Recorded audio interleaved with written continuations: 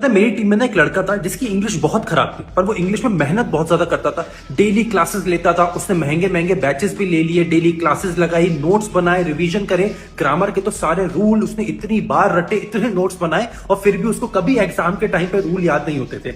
उल्टा इतनी मेहनत करने के बाद जब वो एग्जाम देके आता था तो सबसे ज्यादा उसको जो डर लगता है ना, वो इंग्लिश में लगता था, बिकॉज सबसे ज्यादा नेगेटिव मार्किंग इतनी मेहनत के बाद भी उसकी इंग्लिश में होती थी।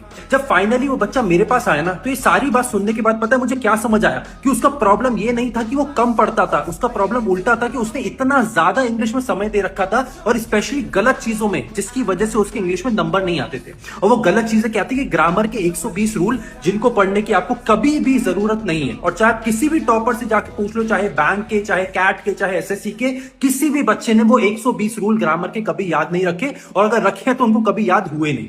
तो सबसे बड़ी बात क्या कि आपको 5 टॉपिक्स मात्र पढ़ने होते हैं ग्रामर में, उसके अलावा छठा टॉपिक नहीं पढ़ना। पहला टॉपिक होता है सब्जेक्ट वर्ब अग्रीमेंट, दूसरा होता है टेंसेस प्लस एडवांस टेंसेस, तीसरा होता है प्रीपोजिशन प्लस एडजेक्टिव, चौथा होता है नाउन प्लस प्रोनाउन, और पांचवा होता है वर्ब्स, एंड दैट्स इट। इतना ही काम आपको करना है। इसी के अलावा अगर आपको रीडिंग बेसिस सारे टॉपिक सीख लिए, या रीडिंग कैसे करे, वोकैब कैसे हो, ग्रामर कैसे हो, तो इसके लिए मैंने आपके लिए एक नया बैच बनाया। तो अगर उस बैच की आपको जानकारी चाहिए तो नीचे कॉमेंट कर दीजिए इंग्लिश, वो बैच आपके पास पहुंच जाएगा।